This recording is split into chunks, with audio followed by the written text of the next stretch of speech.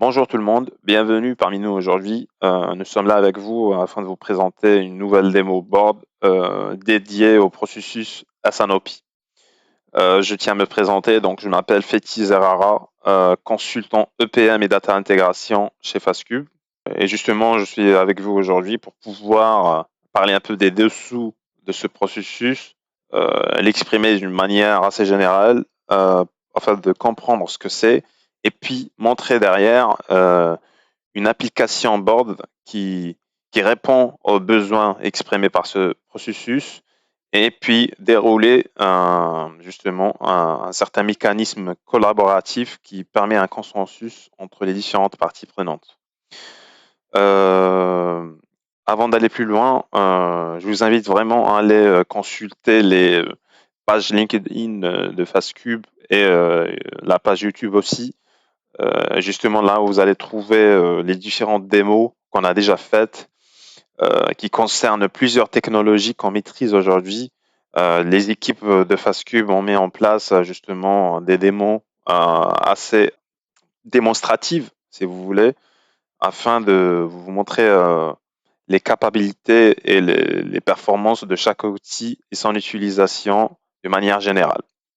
Donc n'hésitez pas à explorer cette partie-là. Sinon, parlons un peu de la présentation d'aujourd'hui. Donc, elle va se dérouler en deux parties. Donc, la première partie, elle va couvrir un peu d'une manière assez fonctionnelle et assez générale la partie Asanopi. Donc, on va essayer de comprendre ce que c'est, ce qui la déclenche et la réalité de chaque partie prenante. Et dans un deuxième temps, justement, nous allons montrer ça d'une manière concrète avec une application efficace qui permet de répondre aux besoins d'une manière rapide et pertinente. Donc, sans trop tarder, allons-y. Donc, on est dans notre application là, et donc avant de montrer son aspect technique, parlons un peu de ce que on va traiter. Donc, dans une organisation d'une manière générale, lorsqu'on a une organisation qui s'intéresse ou bien qui fait de l'industriel et du commercial, généralement, il va falloir lier les deux. C'est-à-dire, on produit des produits et on va devoir les commercialiser. Et donc, il y a plusieurs niveaux de gestion. Donc, généralement, pour pouvoir déjà produire, il va falloir avoir de la matière première. Ensuite, afin de bien gérer cette matière première, il va falloir avoir des équipes et avoir du matériel pour pouvoir produire des produits. Ces produits, justement, vont être acheminés vers les stores, vers les channels de distribution via des camions, via des avions, via des moyens de transport. Donc, il s'agit d'une distribution. Et puis derrière, ces produits-là doivent être vendus selon une certaine demande. Donc là, j'ai déroulé un peu le processus à l'envers, mais juste, c'est-à-dire, je voulais juste vous montrer un peu à quel besoin on répond. D'accord? Donc, c'est ça ce qu'on entend par les Sales and Operations Planning. C'est-à-dire, on va planifier tous ces aspects-là afin de mieux coordonner ces activités. Donc, là, si on prend la réalité du marché, la réalité est la même. Si on a le Covid, par exemple, en 2020, toutes les activités vont être impactées. Si on a un blocus au canal de Suez, par exemple, la distribution va être perturbée, mais elle va impacter tout l'ensemble. Donc, finalement, s'il y a un problème qui se passe au niveau d'une activité, toute la chaîne va être perturbée. Et c'est pourquoi on met en place des plannings, des planifications pareilles afin de pouvoir répondre aux besoins et gérer les différentes éventualités avec de différents scénarios possibles. Parfait. Donc maintenant, il va falloir qu'on précise aussi que ici, on a plusieurs activités comme la demande, la distribution, production, procurement. Donc, la demande, par exemple, elle a sa propre réalité. C'est-à-dire, les commerciaux, ils vont pas s'intéresser, par exemple, aux problèmes qui se passent au niveau marin, au niveau des transits, au niveau des routes, qu'est-ce qui se passe, comment c'est-à-dire les stocks sont acheminés, comment les stocks parcourent les différents continents, les différentes routes, etc. Mais dans un autre sens, les commerciaux s'intéressent à répondre à leurs clients, à, à chercher à chercher le besoin chez les clients, à répondre à leurs exigences en termes de quantité, en termes de variété, etc. Effectivement, ils seront impactés par tout ce qui perturbe les autres activités comme la production et le procurement, mais euh, leur première inquiétude sont directement liées à leurs clients, à leur stratégie commerciale. Hein. Donc, c'est vrai qu'ils voient un peu la problématique à leur propre façon. Hein.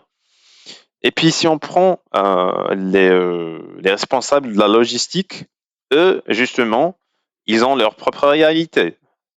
C'est-à-dire, eux, finalement, ils sont plutôt inquiets de ce qui se passe au niveau des routes logistiques. Ils sont en train d'optimiser justement tout ce qui est transport, tout ce qui est stockage, tout ce qui est hub to hub ou bien euh, la capacité du network, etc., etc. Donc eux, finalement, ils s'intéressent peu à l'aspect demande, par exemple. Et puis si on va vers la production, c'est une autre réalité, c'est-à-dire eux, finalement, ils sont pas en contact direct avec les clients, mais plutôt avec, par exemple, les fournisseurs. Et donc, ils doivent être sûrs qu'ils ont leur quantité de matières premières qui leur est nécessaire, et puis ils doivent être sûrs que euh, la capacité de production est utilisée d'une manière optimale euh, et les moyens humains et matériels qui sont à disposition sont utilisés à fond. Et puis surtout, on a la partie procurement qui, elle, fournit la matière première pour que toutes les activités se mettent en marche. Et tout cela sera justement guidé et plutôt tamponné par un tampon finance qui va justement mettre la garantie sur l'ensemble budgétaire afin de valider leurs différentes décisions. Parce que finalement, s'il y a des débordements budgétaires à gauche, à droite, ben, l'organisation peut sortir en faillite. Et on veut vraiment éviter ça. Et c'est pourquoi on parle d'un meeting à Sanofi. Et c'est l'objet c'est quelque part le meeting le plus important ici parce que les différentes parties prenantes représentant les différentes activités vont se mettre sur une même table et ils vont exprimer un peu leur scénario, leur planification et ils vont discuter des différentes problématiques de chaque activité pour justement trouver un consensus qui est validé par la finance justement pour pouvoir adapter la stratégie et l'appliquer sur le prochain exercice. D'accord. Donc, d'une manière générale, on va répondre à cette problématique qu'on vient d'exprimer. Donc, je pense qu'on est prêt pour attaquer la partie technique. Mais avant juste d'aller plus loin, je voulais juste préciser que Board permet de faire de la planification. Hein. Board, c'est un outil de planification de reporting. Donc, il réunit l'aspect BI et EPM en une seule plateforme unifiée. Et justement, dans notre contexte, nous allons nous intéresser justement à la partie planification tactique au niveau du PIC. Donc, PIC, c'est la traduction française du SNOP.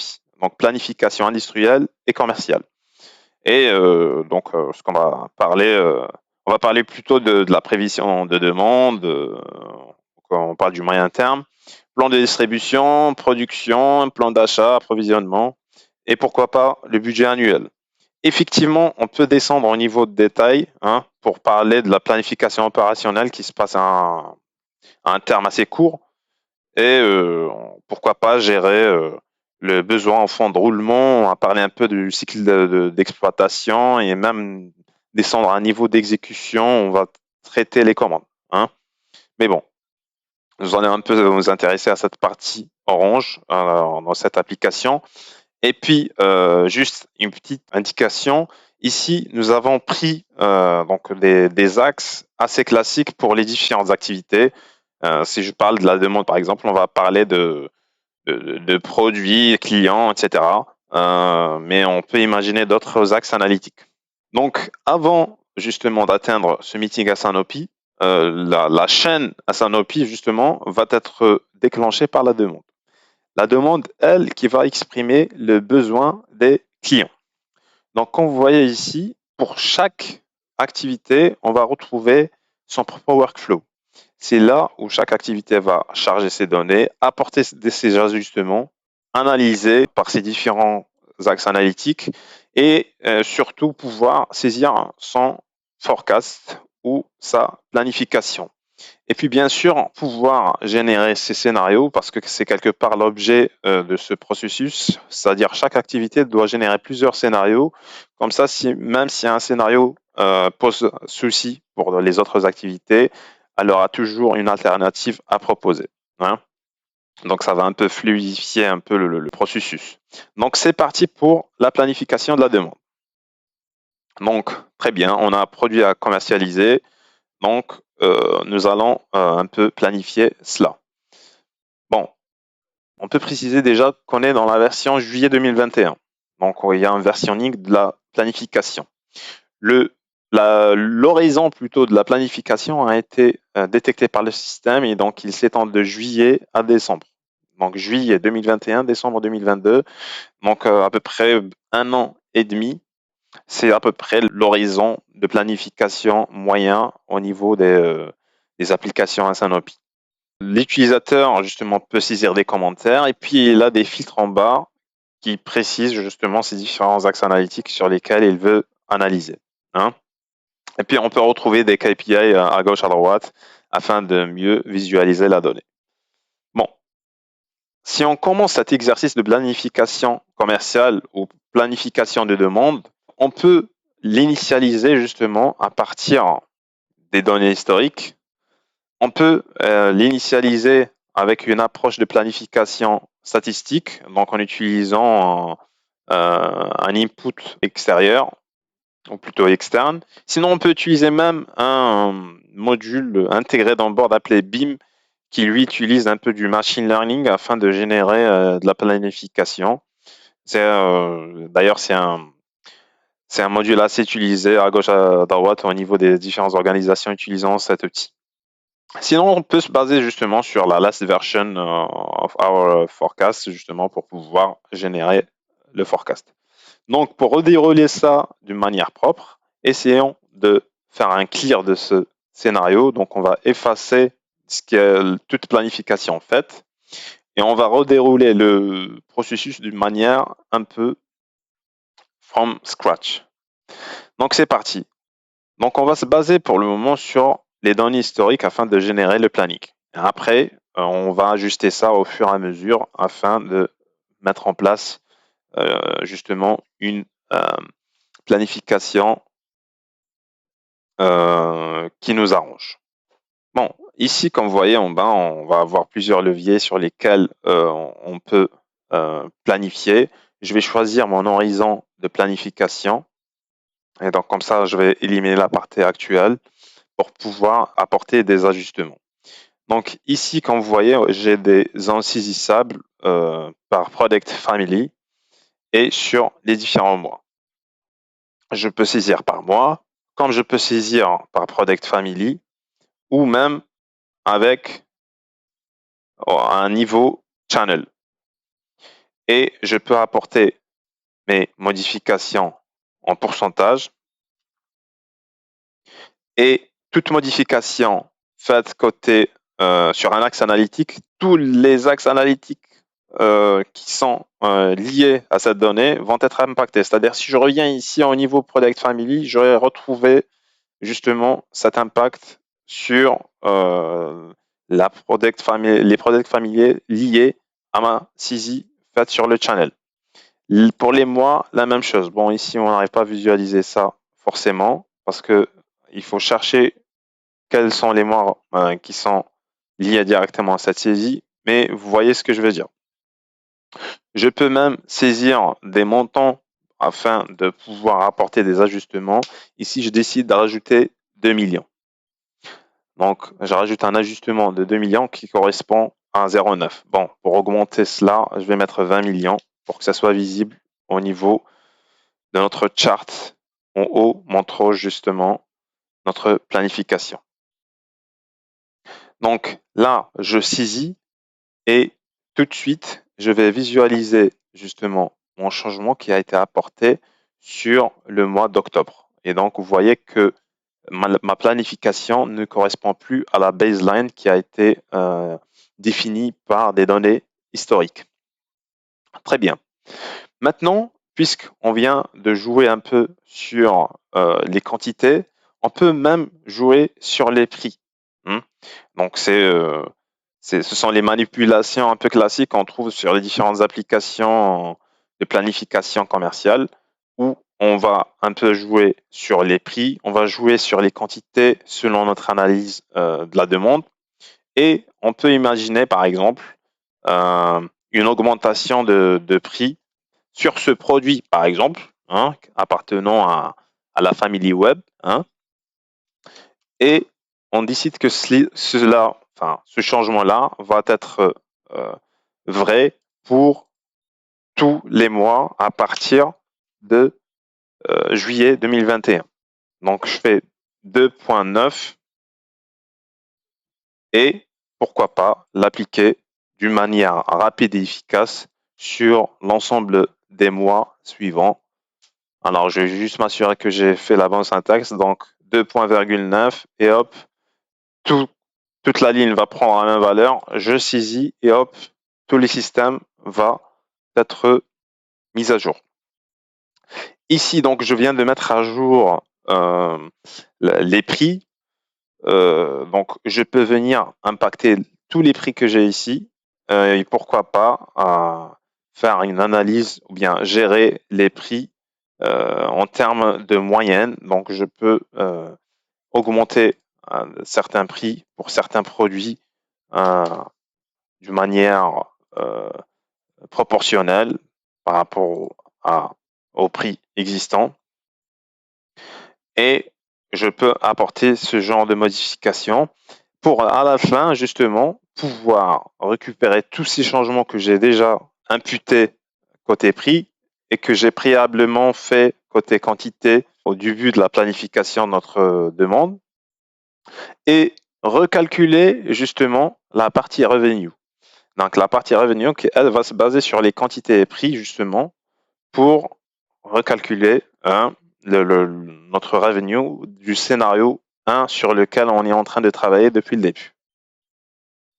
Et donc ici, je vais voir que mon chart désormais contient la courbe scénario 1 qui, elle, représente la résultante de ma planification que j'ai faite.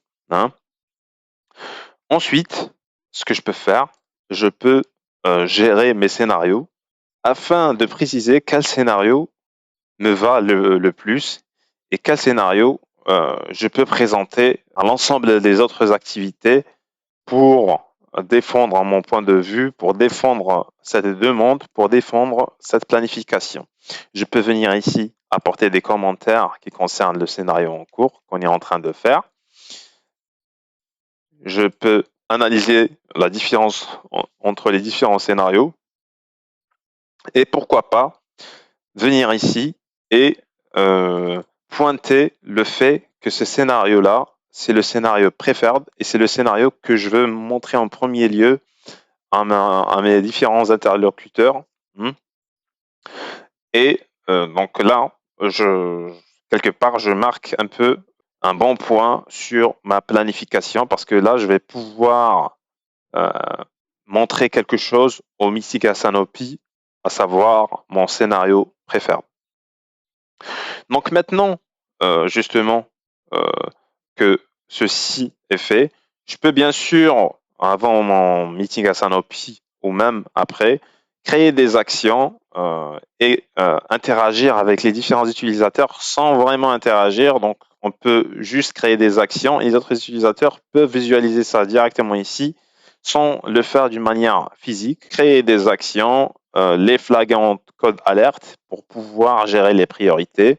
Je peux même ajouter des PDF, des PPT, des fichiers Excel et argumenter par rapport à mes différents scénarios et laisser une traçabilité pour les différents utilisateurs.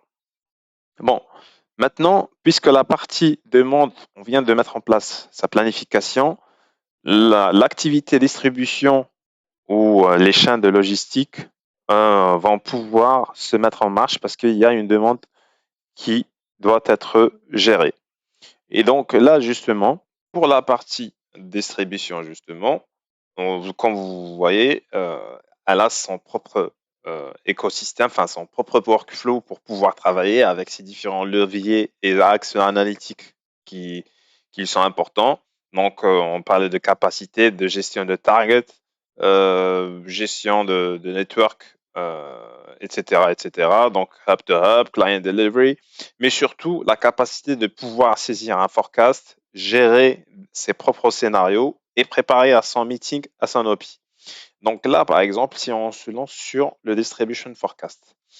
Donc ici, comme vous voyez, on a un système de planification qui ressemble à celui de la demande avec les leviers justement de la distribution. Donc ici, je vais retrouver mes axes analytiques de la distribution d'une manière assez claire. Je vais retrouver la version courante de planification avec le même horizon de planification. Je peux gérer plusieurs scénarios à l'image de la demande et je peux saisir mon commentaire. Donc ici, c'est parti. On va essayer de clear ce scénario. Donc on fait un clear et puis on remet justement une planification qui va se baser, elle, sur la demande qu'on vient de mettre en place. Hein.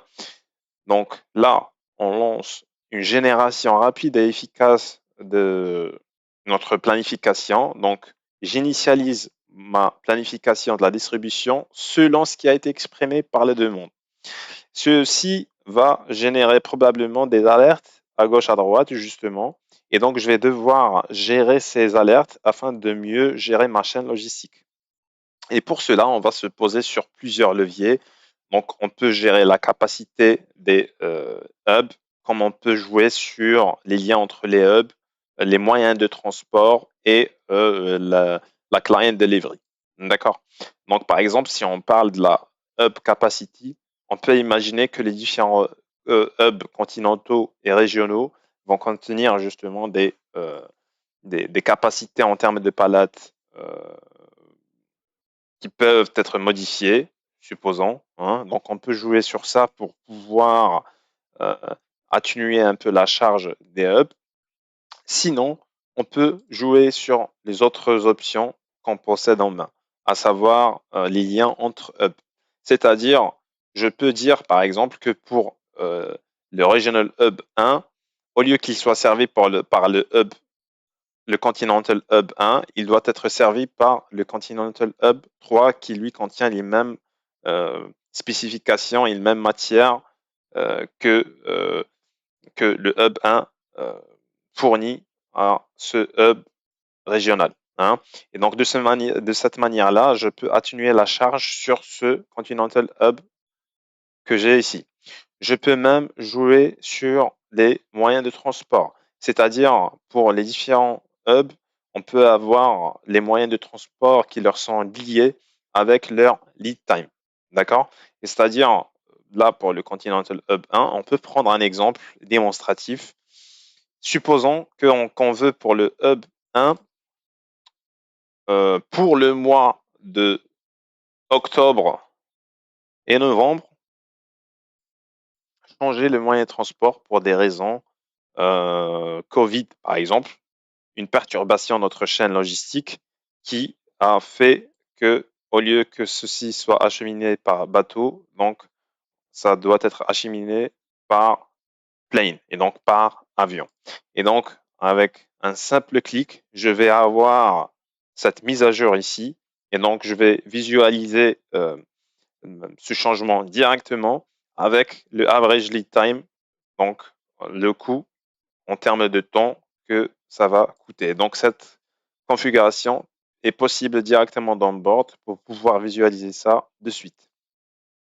Et bien sûr, on peut jouer sur la client delivery qu'on peut retrouver dans l'écran principal de la distribution forecast pour pouvoir justement gérer les livraisons et jouer sur ça afin d'éliminer le maximum d'alertes et donc préparer un scénario pour le meeting à Sanofi. Donc là, une fois que la distribution a posé son point, a mis son scénario préféré, hein, on peut passer à la production.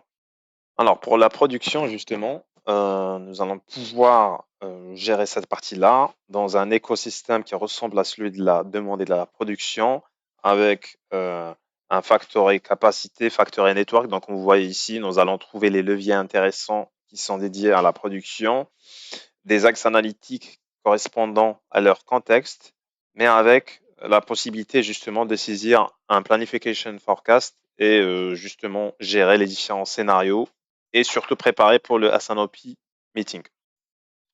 Donc, pour la planification de la production, ici, ce que nous allons faire, donc comme vous voyez, nous avons plusieurs tables, plusieurs graphiques démontrant et montrant la réalité de la production. On peut générer une planification basée sur la distribution et le système va nous demander de quel scénario s'agit-il. On peut choisir le premier sur lequel on a travaillé jusqu'à maintenant et sur lequel on a saisi notre planification de distribution. Et donc là, comme vous voyez, avec un simple clic, nous avons généré une baseline basée sur la demande. Cette baseline-là doit être ajustée parce que, comme vous voyez ici, il y a plein d'alertes à gauche, à droite qu'on doit traiter pour pouvoir répondre aux demandes des différentes activités. Ici, la tâche de la production s'avère un peu compliquée. Pourquoi? Parce que non seulement elle doit gérer la disponibilité des matières premières afin de générer les différents produits, mais aussi, elle aussi doit pouvoir gérer les contraintes des activités précédentes, à savoir la demande en quantité, à savoir la disponibilité des produits afin que la distribution ne soit pas perturbée. Donc, comme vous voyez ici, il y a plusieurs contraintes. Et donc, pour gérer cela, on peut utiliser le Rodcode Capacity Planning qui, lui, va gérer cette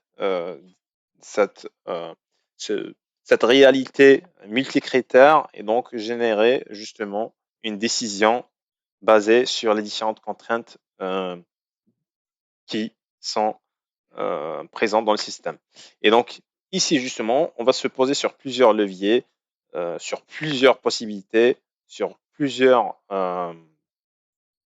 moyens de contourner et de répondre aux besoins en se basant sur la production time ou plutôt production calendar ou autres leviers qui ne sont disponibles. Si on prend par exemple la production time, donc dans cet exemple-là, on peut atténuer un peu ou augmenter la, la capacité de production de chaque produit. C'est-à-dire, hein, ce produit-là, là, j'ai dit que je le conçois en 0,01 unit en une heure, c'est-à-dire je fais 0,01 unit par heure, je peux dire que je fais finalement le double ou 3.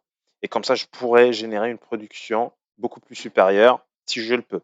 Donc, quelque part, je suis en train d'augmenter la capacité de mes machines et leur capacité de générer plus de produits, hein. Donc, il y a une sorte d'optimisation, d'utilisation de machines, hein.